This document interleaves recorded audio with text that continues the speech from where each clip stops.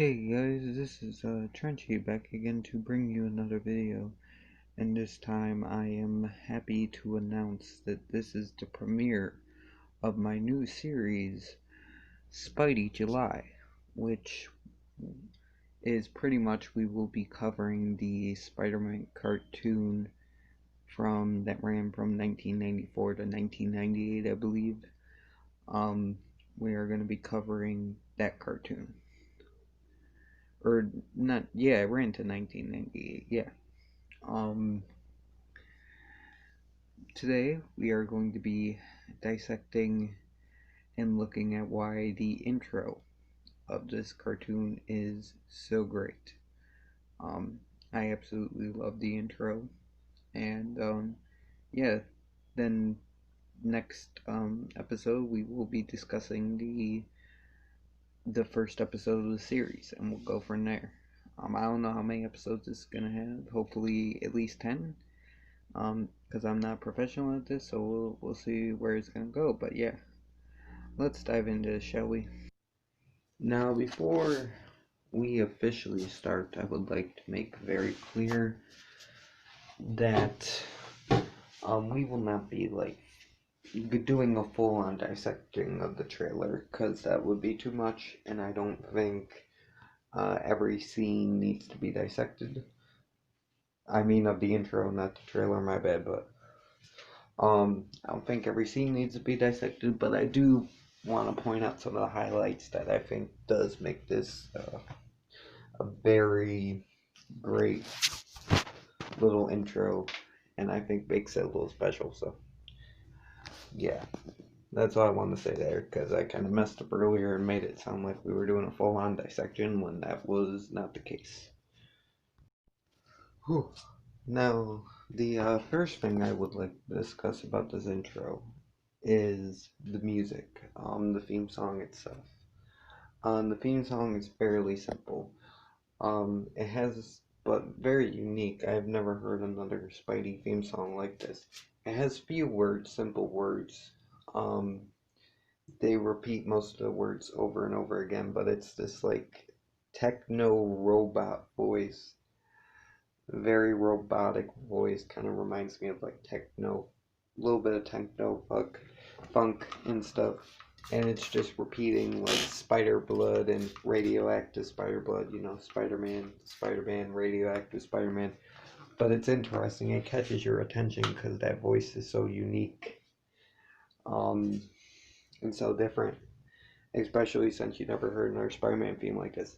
Then you have the guitar in the background, and then the guitar at one point gets a riff by itself, which I will be showing you. And it just hits, man. It hits harder than it really should, and it's amazing. The guitar solo in this is awesome, and it really does its job, really hyping up the action, really going well with the what we're seeing on the screen. Um, and yeah, I think the two complement each other very well. The vocals, the instrumental from the guitar, and the visuals. And I will give you a little taste of that right here.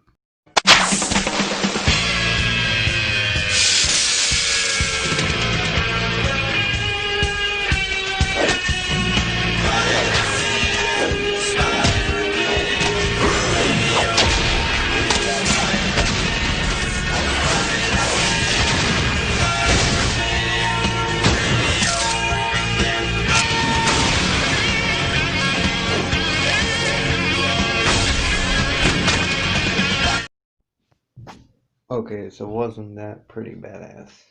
You know. But anyways, now another aspect of this I would like to discuss is the visuals. Um, as you can see, some of the buildings are CGI, which you will see shot. Sometimes they're regular, I think, hand drawn animated, and then sometimes they are CGI throughout the series. Especially like the swinging shots, or if it's like a pan, sometimes they'll pan for the city and just show the buildings in CGI.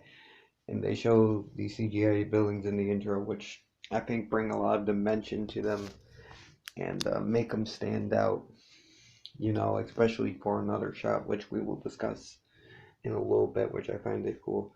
So yeah, this I believe this cartoon, I don't know what the regular animation was, but I believe it was hand drawn 2D animation. And then sometimes they would put the buildings in CG. I like that little mix there. I think that's a balance more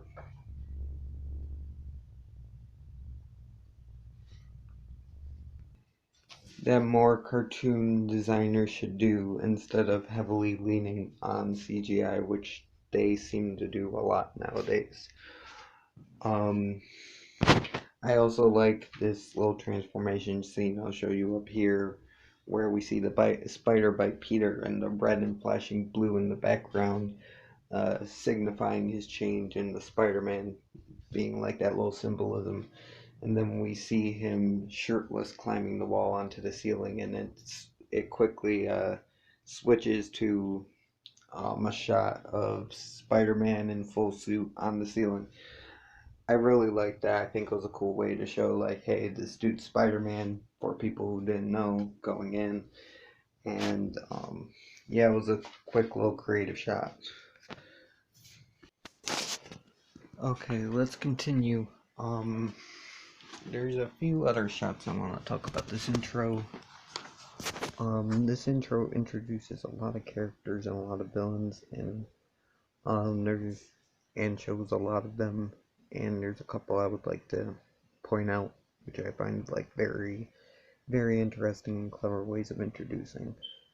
Um, one is we see Peter Parker taking pictures, and we see the Kingpin's reflection in the camera lens before he does the flash. I think that was a really interesting way to show the character in the intro, and I like that. I thought that was a cool little shot. There was also there's a part where there again, this was what I was talking about with the CG building, and I think I do show it earlier, but I want to talk about this. You see Hobgoblin, who is, I believe, again 2D hand drawn animated, coming out of the CGI building. Well, at least it looks like it. I believe it says reflection, but it looks like he's coming out of the CGI building, like coming through it, and it's really cool. Really cool shot. Um, and another one is we see a shot from later on in the series. If you've seen the series, you would know this shot, but I think this is really an eye opener and really will catch attention as a giant symbiote monster thing grabbing Peter Parker and trying to eat him and like throwing him in its mouth. Now, if you've seen the series, you know what this is about, but if you've not seen the series, this is really an eye grabber because you have no idea what's going on, and then it immediately cuts to Venom, which I like.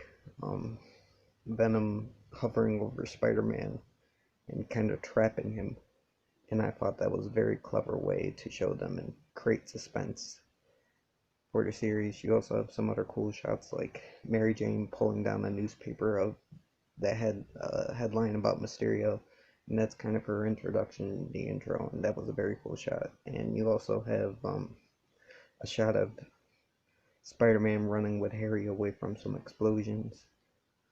Um, you also have some shots of the web shooters in here, which I find really cool. They showed off the web shooters in the intro, which is a very important part to Spider-Man. He didn't inherit all the powers of the Spider-Man, of a spider. I mean, he had to make some of them himself, like the web shooters. It really shows his intellect, Peter Parker's. Um, yeah, Peter Parker's IQ and how smart he really is, because Peter Parker is actually one of the smartest people in the Marvel universe. He's up there with like Tony Stark and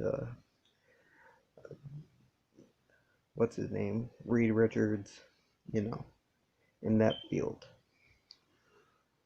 We also get a shot of the Punisher in this, which I find is cool because there's a lot of people that show up in the series, and a lot of cool characters from different shows, from different parts of the comics, and I like that they decided to show Punisher in here. So yeah, in the end, This is just a really dope intro. I think it does a really good job at introducing the series the way it does, and I enjoy it very much. Next time we are going to be reviewing the first episode of this series of Spider-Man and the 90 series of Spider-Man, and that is, I believe, The Night of the Lizard.